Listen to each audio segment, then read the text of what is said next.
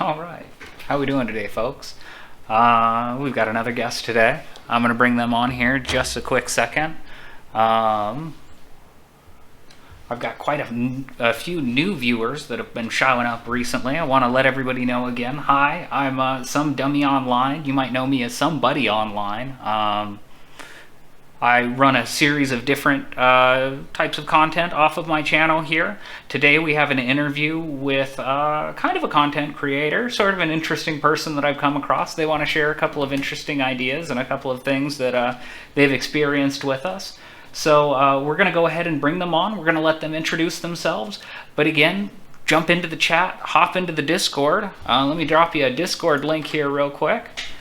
There you go. And then, of course, let me get this out here also. There we go. And again, let's go ahead and bring them on. Let's find out who they are and what we've got. Good evening. Can you hear me? Hey, how's it going? I'm doing well. How are you today?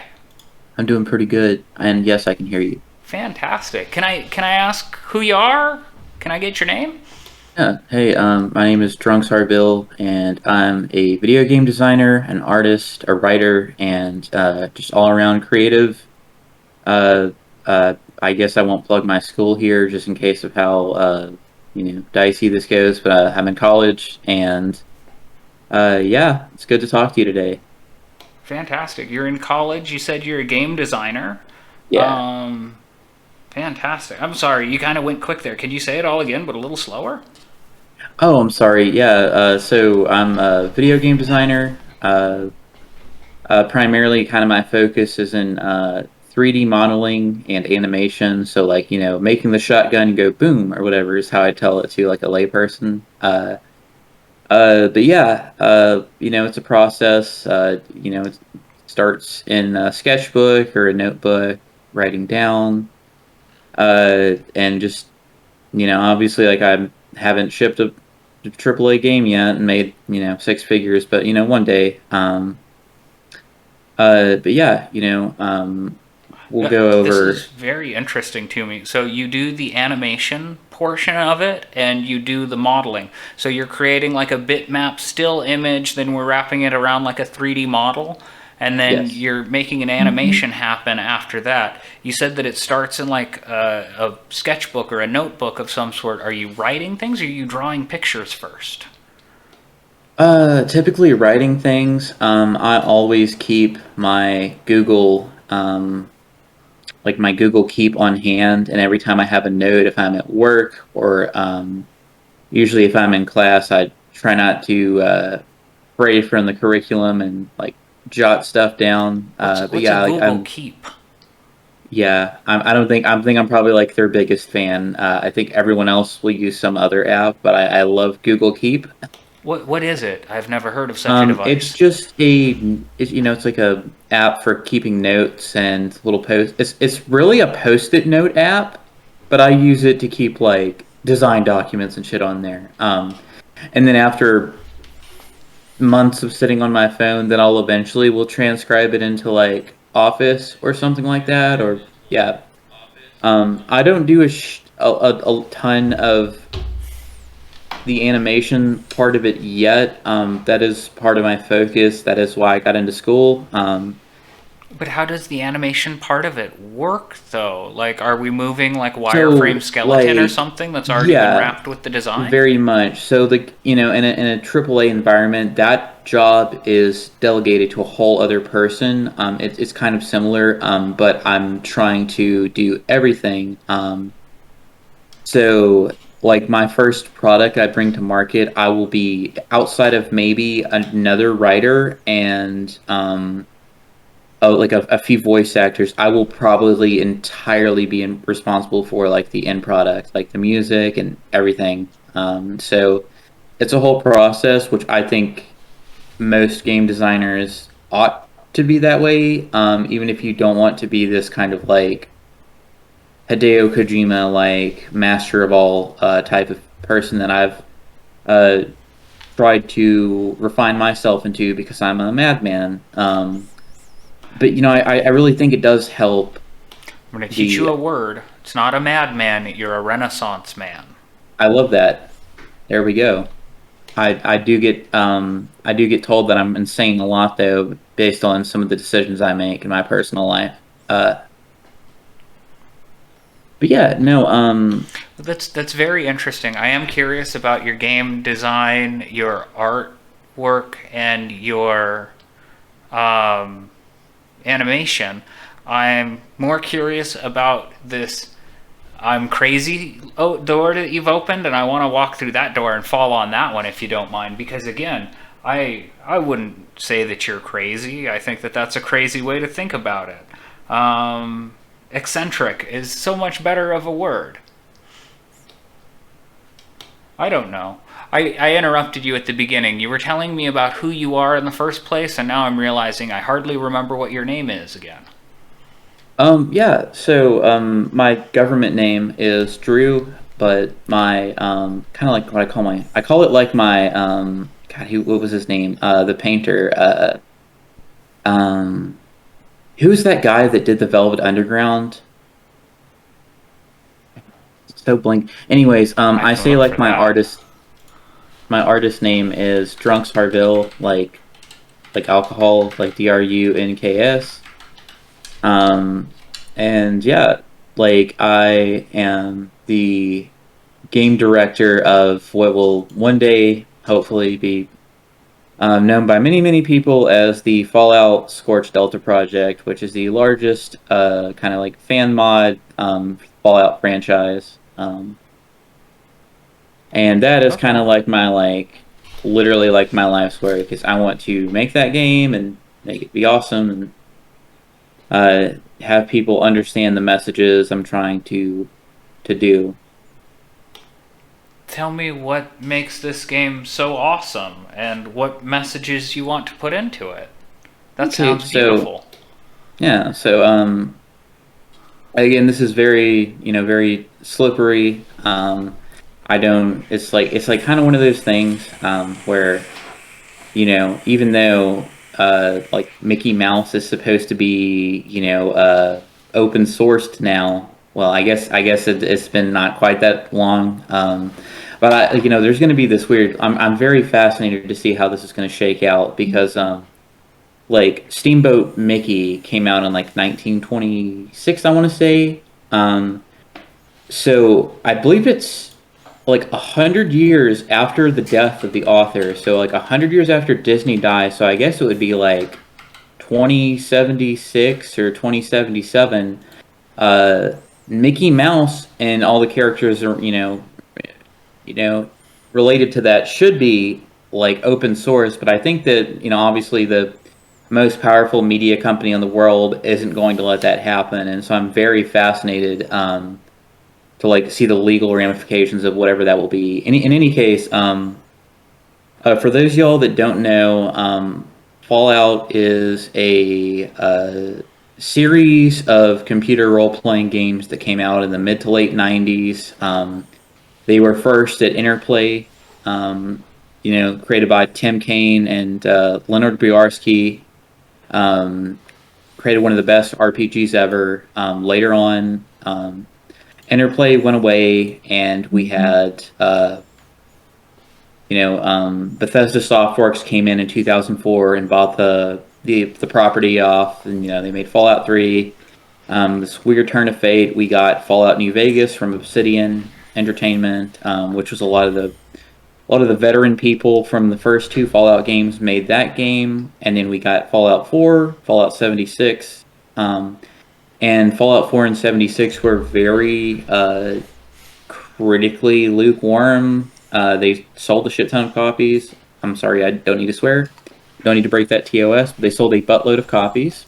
I don't think Um, that TOS cares about swearing. I think that they get mad about certain things that you could say, which you should already know Vulgarities about, but and I am an hate adult speech. channel. Good, good, okay.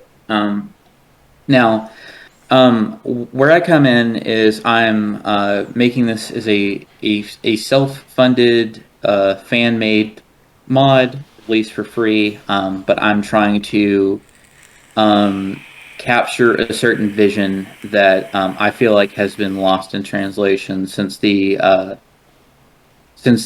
franchise was bought by a massive corporation. And um, it comes from this long lineage of these great people that have worked in the industry for a really long time. A lot of people don't really know this, but the creator of Fallout was a gay man. So, in a manner of speaking, Fallout is one of the first like LGBT properties in gaming. And I myself am on that spectrum, so it's just a cool thing that I can continue to keep this going. Because I don't know where you, my friend, find yourself on the political spectrum. I would say I'm a Marxist, very very loosely, but I do believe in like a workers' rights to own the means of production and to take that surplus and make it their own. And so that's kind of how I've been approaching this whole endeavor. So like I 2 almost 3 years ago quit. I just up and quit my job and slept in. You know, Before we go there, I want to go back to what we were saying about the lineage of the game before it was purchased by someone. I've heard that Fallout New Vegas was more similar to the original lineage of the game. Is there credibility to this? absolutely. And what was So different about this game as opposed to, say, Fallout 3 and Fallout 4? And okay, 1 and 2 for that matter.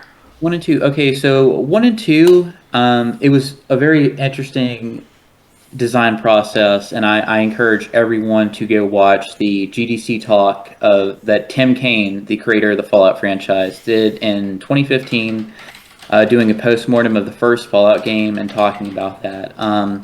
He and Leonard Buarski, who is the art director of Fallout 1, would go on to kind of lay the foundation for Fallout 2.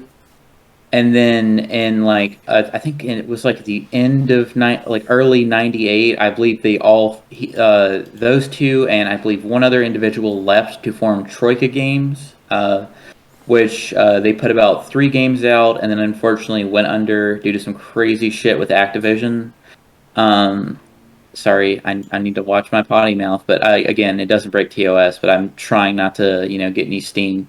Uh, You anyways, won't have a problem from me. This sounds like you have an issue with swearing. I Continue. do. I truthfully I do. You don't I like that do. you swear? It's. I mean, I think that in certain circles, a person could convey that a person who's vulgar and swears a lot is not that much of an intellectual. But I disagree. I think some of the smartest people swear the most Okay, well, I because don't when you're fucking care if you swear on my stream, so you're welcome to do so if you feel like you need to in order to express yourself. I want you to express yourself freely here to the best of your ability. well, thank you. That's such a great environment. And yeah, so they would leave, and towards the end of development of Fallout 2. Fallout 2 was kind of helmed by this guy named God, I'm blanking. Like I'm just oh my God, I have to look up his name. Take your time.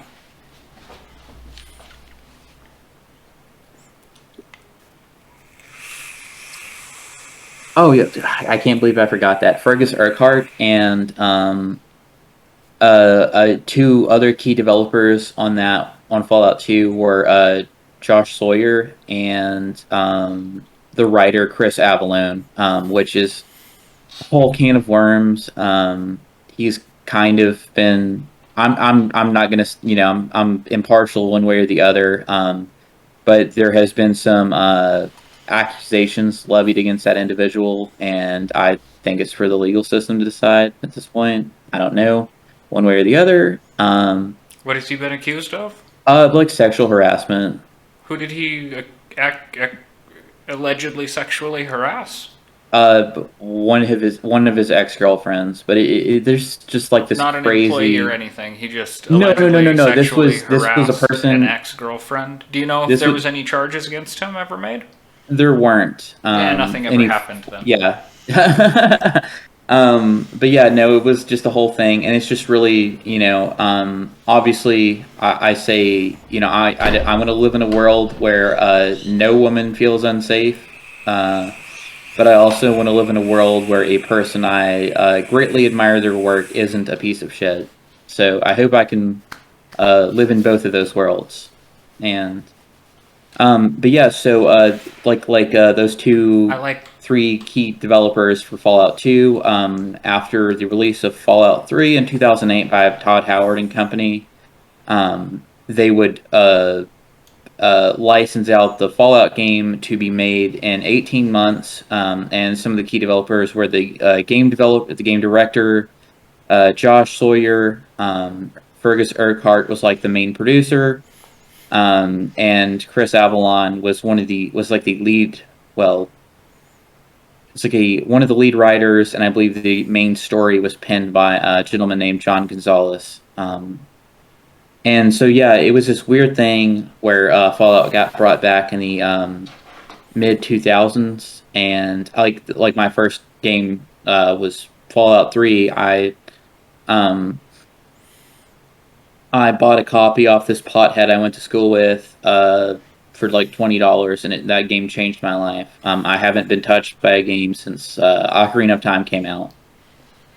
So Okay. yeah, So, and again, I want to kind of back up a little bit. You mentioned Fallout 2. You talked about the development. You talked about the team. You mentioned that you personally identified with one of these creators. Is that correct? in a very very like loose level, like I do appreciate the fact that a queer person could get to that level in a company in like the or like mid 90s. Like there was, like obviously we have people like Tim Cook now who are like running these massive What uh What was this evil person's name that we're uh talking about? Tim Kaine. He's Tim like kind of Kaine. like the great granddaddy of Fallout. He was really kind of like a programmer and a producer in a very loose sense, but he was kind of like the progenitor of Fallout. And Like the story, or like the like the engine, or like yeah, like the from what it's CEO of the company. Like, what was yeah, he he? was a programmer, and they were just doing a bunch of side projects. He actually talks about this in that postmortem I mentioned previously. He just kind of started out working on an engine by himself, and he just, hey, we're gonna do a new game. And it's at that time, in the company's history, Interplay had a lot of licenses to like the Dungeons and Dragons games, so they were mostly making a bunch of those. And they had said, you know what, we have this time frame. We need another game. You can make whatever you want. And so he just started chipping away at this engine. And he said that he would go and like on Fridays and buy a bunch of pizzas and wait in the room, wait in like the break room, and say, hey, we're talking shop about this new game. If y'all want to come in and join, Okay, so come this have some pizza. individual worked at a company, made other Yeah. games, then came up with an idea for this new game, and he made the whole engine and came up with the whole concept, and then involved other people in making it. But he technically made it for the company that he was working for, but it was his personal baby. Yes, definitely. And this person was gay, is what you're telling me, and it's very interesting, or like bold, empowering that he was able to get as far in the company as he did back in the 90s. Is that what you had told me? I'm trying to Yeah, restate. I think so. Yeah, I mean, I remember watching like the John Waters Simpson episode when I was a kid and thinking like, oh, that's cool. Like, overcoming this. I like that episode. It is great, and it's overcoming adversity, which I didn't know I was gay until like my early 20s, which was kind of funny because I've been called the F word my whole life, which kind of funny how it shaked out at the end of the day. But like literally, I've like not like boo-hoo, woe is me, but like literally have spent a night in jail because I was gay and I didn't do anything wrong besides that. So um, I I do do. like Go ahead, I'm sorry. no, no, you're good.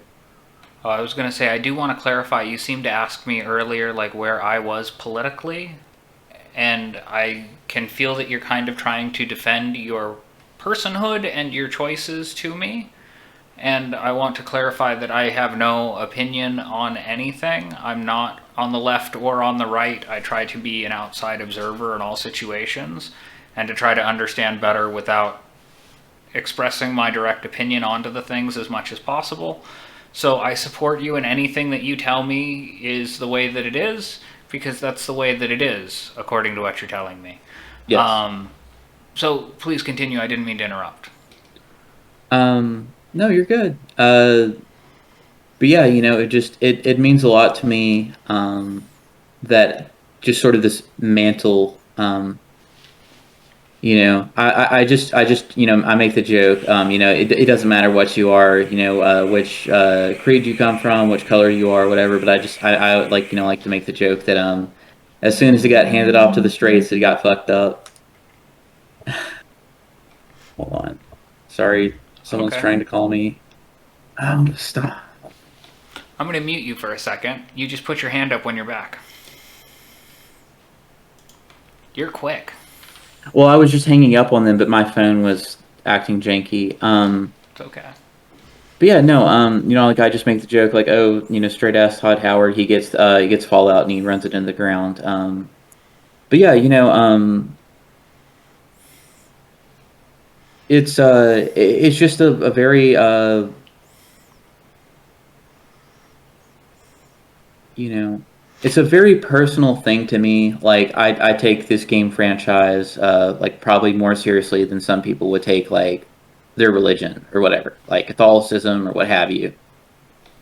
That's Um, awesome. I want to yeah. talk more about that in a second. But okay, so Tim Kaine, developer, creator, invented this idea, did one and then two. Company was sold after the whole thing. Did Tim Kaine make New Vegas? Where does this come back in, and Um, why is New Vegas the good one again? it's this funny thing where Tim Kaine is he was working at Obsidian at the time, but he wasn't working on New Vegas. And it's just kind of funny how that shaked out. So so in like they go off, they do their own thing with Troika Games, and then after that, we also had Fallout Tactics was done by this Australian company, Micro Forte, that just really had nothing to do. It was just like its own little thing.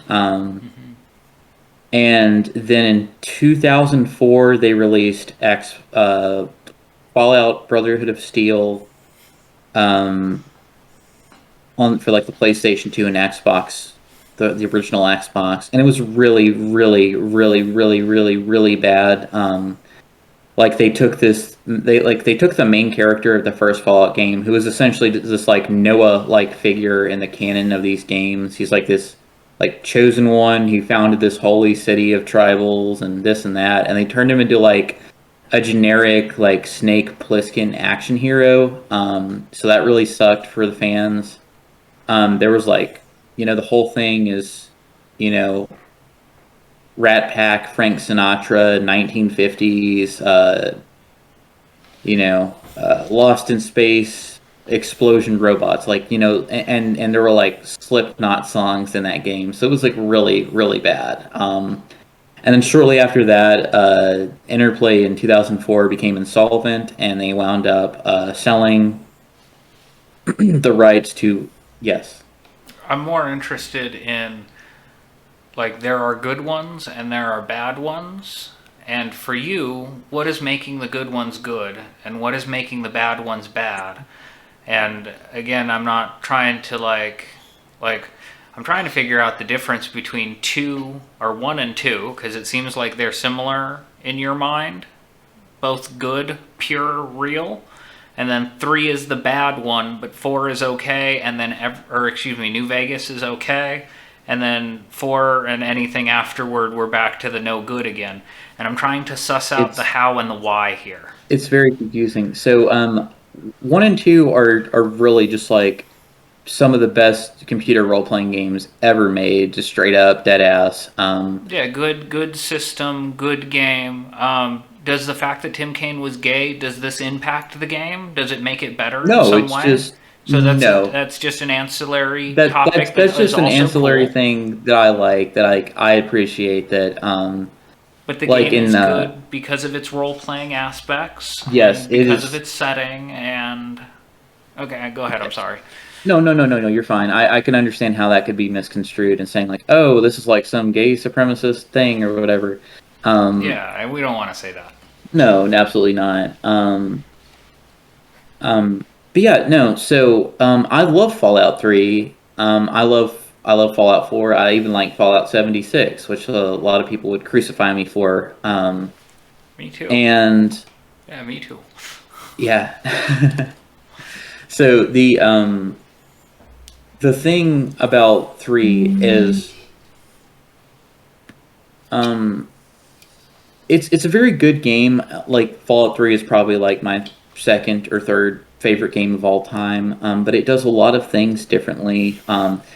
In the first Fallout game, the Brotherhood of Steel was this kind of like techno-fascist, bigoted, xenophobic group of technology hoarders, and um, when they were making Fallout 3, they just kind of put them into this uh,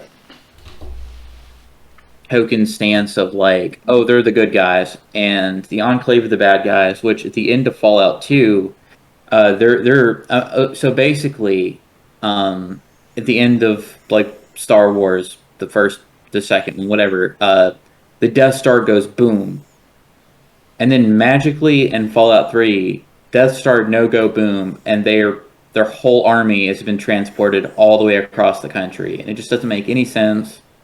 And they just did this because, oh, it's a recognizable thing, and like they're there, obviously, they that's just how it is. And they didn't want to do their own thing, and they just kind of rode the coattails of those first two games, and they just didn't do it a proper service when they could have done um, just made up new stuff. And I think that was kind of evident in like New Vegas with Mr. House, like this libertarian capitalist businessman.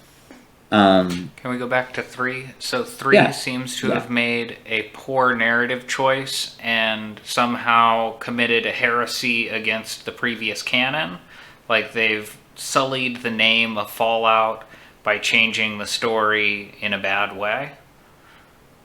Um, in a manner of speaking, I think more than anything, I would say that my crime against, or rather, not about lore, but especially this is evident in like Fallout 4 is a prime example of the absence of a role playing game and a role playing game.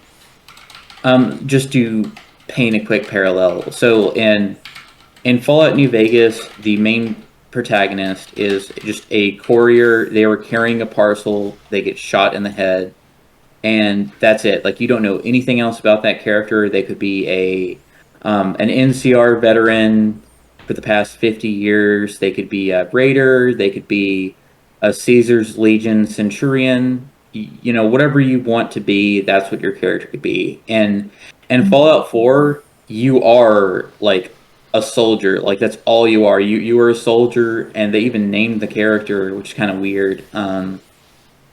So yeah, like I think there's certain crimes, especially in like Fallout 4 and 76, where like Fallout 4 isn't a role playing game anymore. It's an action, adventure first person shooter game with like light RPG elements. It's like playing like Mass Effect or something. Okay, so the first game was a role playing game. Then I know that they made a change in three. Mechanically speaking, it became like a first person shooter, we're going to call it. Hmm. Is it still a role playing game at that point? Yes, Okay, but New they did Vegas. make, again, like, I guess I'm trying to figure out what makes a Fallout game at this point, because it sounds like you're telling me that Fallout games aren't supposed to do this or that, and I'm trying to Um, figure out, like, where these rules come from that make some games better and what makes some games worse, and how do we determine which games have which elements, and, like, I don't know, like if I were to bring someone else in here that says, well, Fallout 1 and 2 are shit because Fallout's supposed to be a first person shooter, like, how could we prove them wrong? well, it really goes on their perspective. I think that Fallout should stay a first-person shooter. I think that is one of the best things to happen to Fallout is to bring it into the mainstream like that because the first two Fallout games aren't easy to play. Like I could give a 10-year-old a copy of Fallout 4 and they would go nuts and have an awesome time. If So I gave could them a we copy say of that Fallout 3 is a better Fallout game than 1 and 2 then? um I would Because there's say such a that Fallout mechanical improvement? I would say it's a more accessible game. Isn't accessible another word for better in some circumstances, though? Absolutely. Okay. So, again, I feel like you forfeited your highly held values that you came in here saying that these are the best two and that New Vegas is a better one. And I feel like as soon as I challenged you on, well, what makes them better and what if someone else has a different opinion, I feel like you retreated from that. And now you're agreeing with this hypothetical person that's saying that 3 is the best one out of all of them. And that's even more interesting to me than how you came to the conclusion with 1 and 2 being superior in any way at this point. Well, I think what Fallout 1 and 2 do better is the kind of the world they've established, the kind of art style, and that's especially like evident like Leonard Gorski's um I think that Fallout 3 is a more fun game than Fallout 1 and 2, but I think that almost like you're reading like an autobiography or something. I think that those first two games have this kind of uh lightning in a bottle that I feel like the other games don't have. Like there's like that is what I'm trying to capture is this like The lightning, that's Gucci what I want to talk about. I'm trying to go ahead. define the lightning. Tell me what the lightning is. Like the Gucci architecture, the robots, like this the whole point of Fallout was at the end of the day, kind of like capitalism is the destruction of mankind. Well, I guess more particularly like unfettered, unregulation, bleh, I can't talk. Unfettered, unregulated, corporate overlords are kind of like the ruin all of like our species. Like they destroyed everything. It was like the War Machine, all these manufacturers. And it's cool because you can go to like the Fallout fandom, like Fallout Nukipedia wiki page, and go assault rifle, and you'll be like, oh well, this assault rifle was designed by this like arms manufacturer for the army. This shotgun was made for the army, and you can see like these that honestly that isn't one of the most touched upon things which I want to do more of. Like I want to like give a context for a lot of these firearms and where they come from. And so like in my game I want it to be where you can go and like, oh, this shotgun was like this army, this like a weapons deal took place and this company made 100,000 shotguns for the military. And and Tim Kaine talks about like how like Vault Tech building all these Fallout shelters, conduct all these weird experiments on people is very similar to like how in the Bush administration like Dick Cheney literally owned a company that was like doing all these big like arms contracts and shit, and how that's just completely illegal. but it got to happen, and literally we did a vote to go to war, um, and invade a sovereign nation.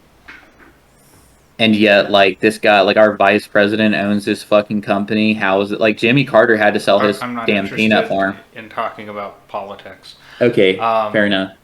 we're talking about Fallout right now, and it Yes. sounds like you were explaining that Fallout has a cohesive narrative and that they fleshed out a lot of parts of the story, and they explained the manufacture of some of the weapons, and they explained that some of the products were created by these things, and you could find these things out in the game. And then you were telling me that you want to create your game and flesh out more of the additional details and put new information in to fill in gaps that were left in the first two games. Um, Really all of them. So like, Well, no, I just to talk. clarify, is that what you were telling me? Yes, yes, it Okay, is. continue. Okay.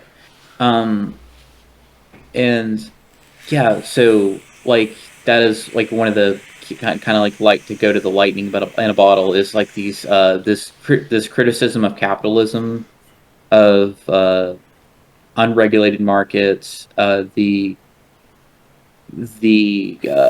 like sensibilities of the people of this world. So like like about mid 1940s, 1950s, sometime after World War II, there's this big split, where we have our timeline we're in, and then there's like the Fallout timeline.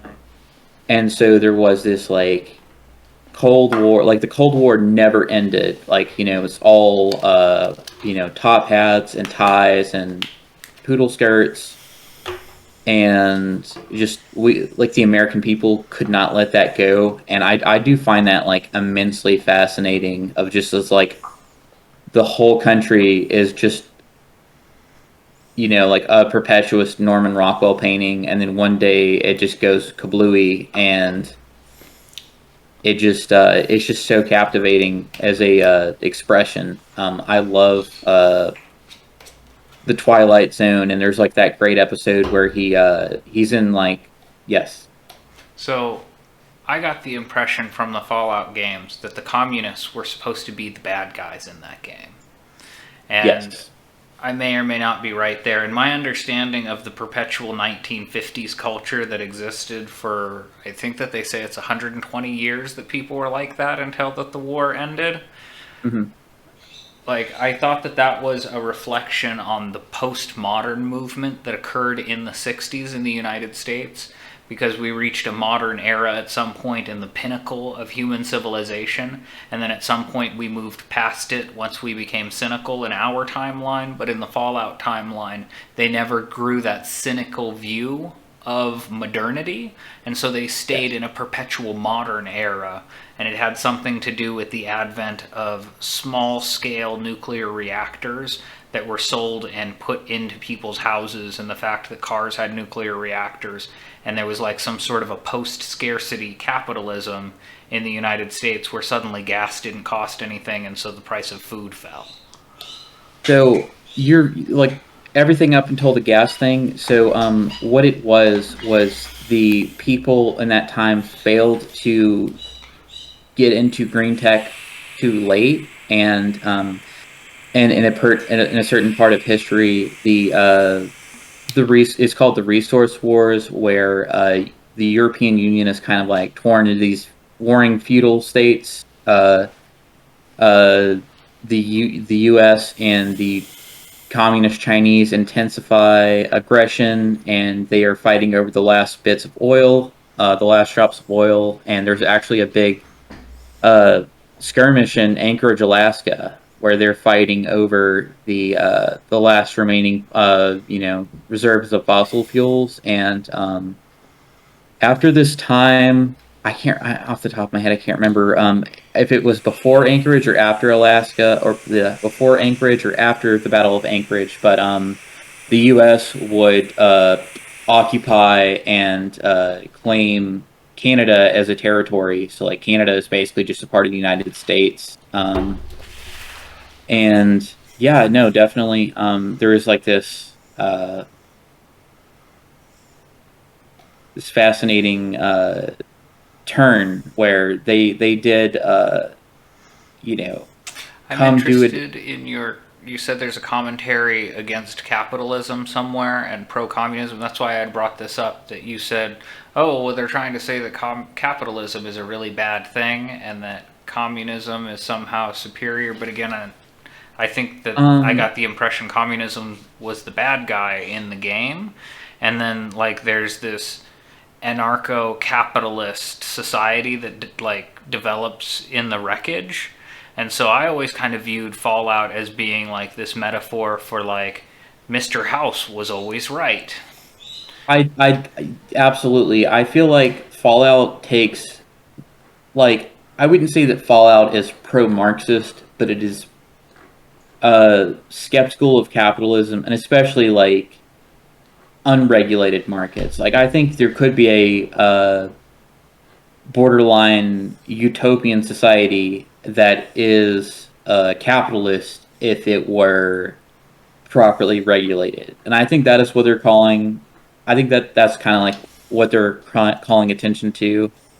Um, no, I kind of like am extrapolating my own shit and into like oh ooh, communism, but I feel like yes, it is the bad guys, but it's in a very commies are bad in the most deadpan, flat-footed way. Where sure, they're the bad guys, they're the hostile force, but when you see these propaganda posters and you see like you'll hear radio advertisements from before the war of like, oh, watch out, for your neighbor. It's very that is like part of the charm of this whole like, you know, uh 1950s Cold War scare, I do want to point out that the communists are the ones that nuked the United States in the Fallout yes, game, so yes they did. like all of the radiation is theirs.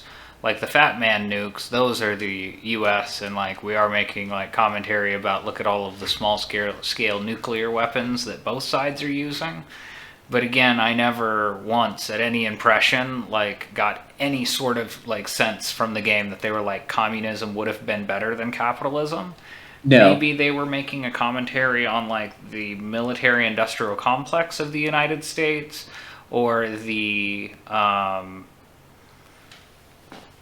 combativeness, adversarialness of the military and the concept of the military. But again, I don't know if I'd ever be able to read pro-communist anything out of it. Unless pro-communist is just anything that criticizes capitalism, even in the tiniest way, is pro-communist. But that sounds like something my parents might say.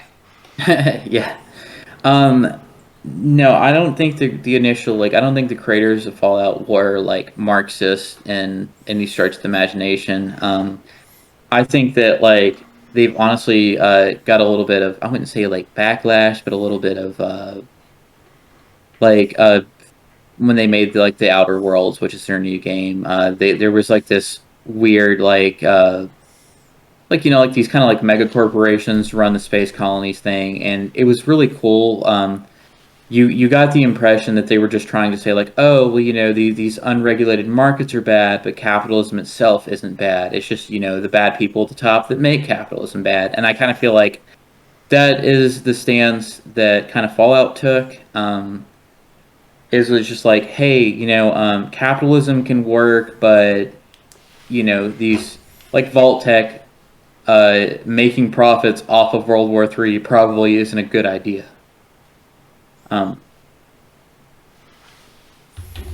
And I do think you were kind of onto something with the whole like anarcho libertarian like Mr. House is right. Like I kind of feel like that's how they look at things. Is like oh Elon Musk needs to be running things.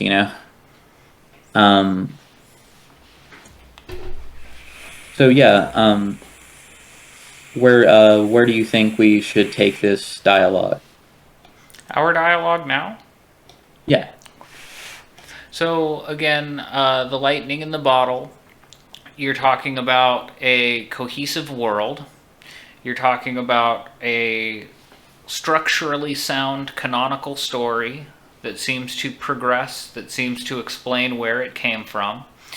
You mentioned that there is like just the universe. You seem to like the world that they have built and the aesthetic feel of the world that they have created as a result of how in depth the story is and how much the story explains the aesthetic.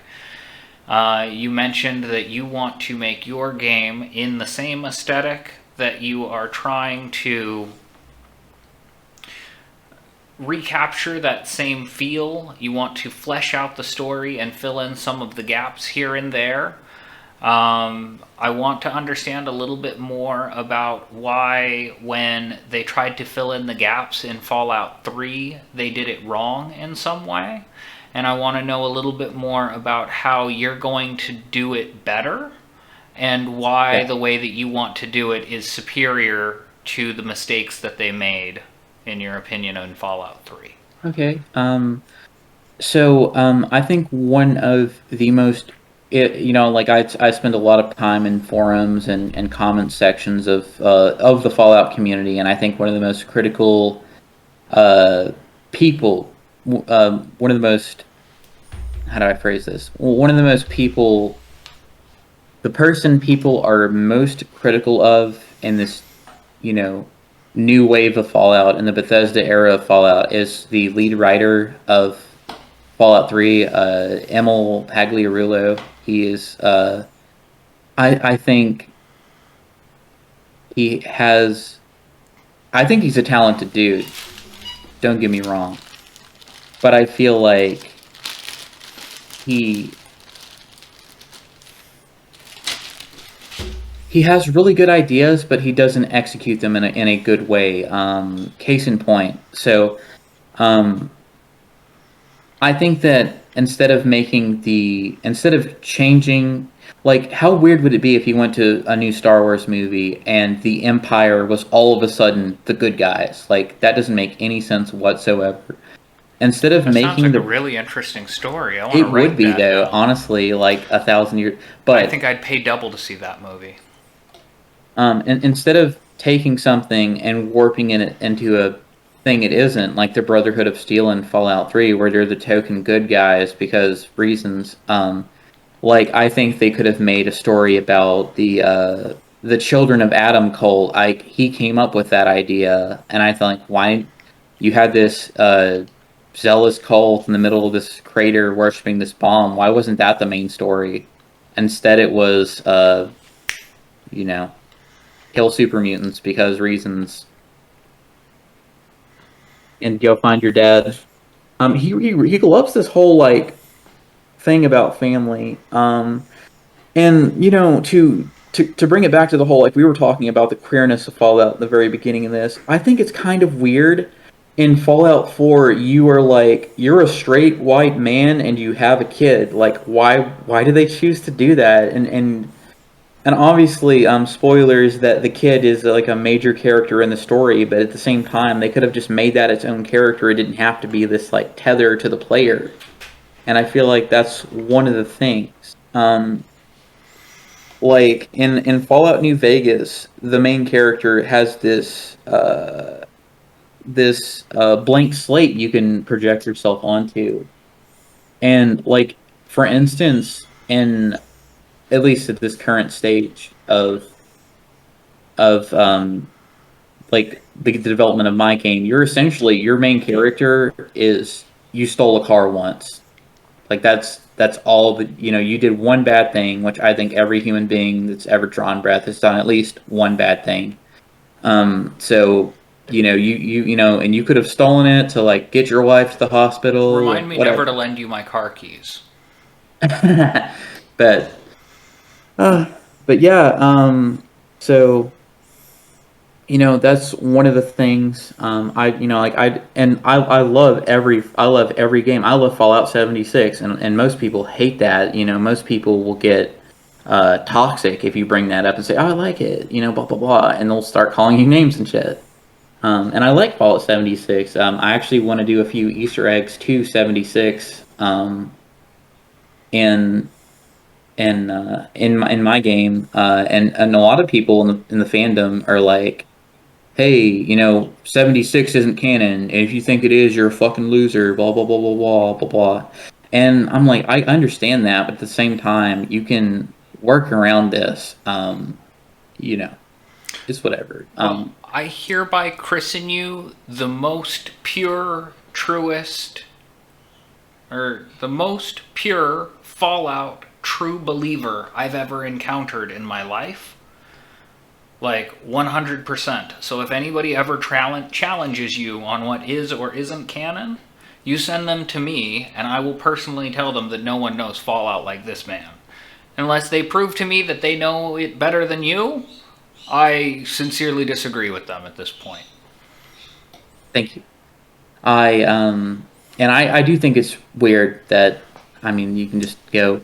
I don't know. It's hard to say whether or not they will long term disavow the continuity of 76, but if they do or don't, it really doesn't matter. So like, with my game, like that's how I'm like approaching the process. When I was like literally watching the making of Fallout 3 little like DVD the other day, and they were talking about how yeah, we didn't start Fallout, but we're making Fallout 3 like we wrote it, like they're not like trying to steal it, but they're saying like, yeah, we're pretending like, hey, we've worked on Fallout 1 and 2, and Fallout 3 is the same thing, and we're gonna bring that energy into the new generation for new people, and like that's kind of how I feel. Because there are people like, there's probably like a high school freshman right now who picked up 76 and loves it and thinks like, oh my God, this is the best game ever. And a lot of people will be very critical of that person, but I want them to one day pick up this game, say, oh wow, dude, like Fallout was even better than I thought. And Very good. it's been very, it's been very fun working on just to say, you know what, fuck it. Like I don't, in a manner of legal, you know, context, don't have permission to work on it, but I'm doing it anyways, and it's not for a profit motive, so like what the fuck are they gonna do? Um, and it's cool. Like I'm sure there are a million people that their whole dream in life is they want to like direct a Star Wars movie or whatever. And in a manner of speaking, you kind of just can go do that. There's nothing really stopping you. You just have to obviously accruing capital is a thing, I guess. That could definitely be a part of it, and that can kind of hamper your vision, but So, so I am not a lawyer. I'm just some dummy online, TM. But the only thing that copyright can really do is send you a cease and desist letter mhm. to stop making money and stop profiting from this creation that you've made.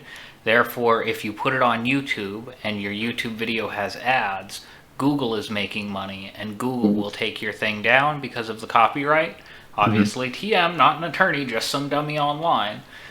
But people have been making Star Trek fanfics for years and Yes. sharing them with their friends completely free of charge via the internet in ways that nobody is making money on, and this is totally legal. And I Yeah. encourage you to make whatever you want to make. My favorite Pokemon game of all time is Pokemon Obsidian. Ooh, I feel like I've played that at least once. And there's also Pokemon Uranium. I've definitely played Pokemon Uranium. My goodness, I haven't played either one of them all the way through more than for, 20 or 30 minutes to like Yeah. find out how awesome they are. But can you believe that someone put that much care, time, dedication, and amount of their soul into creating something that they loved so much? And with that, I cannot wait to see your Fallout game. I cannot wait for you to share it with us. When you have more work toward it, please come back and share it with us again. I'd love to talk more about this with you anytime, and I want to talk about other things with you at another time. You're an extremely interesting person.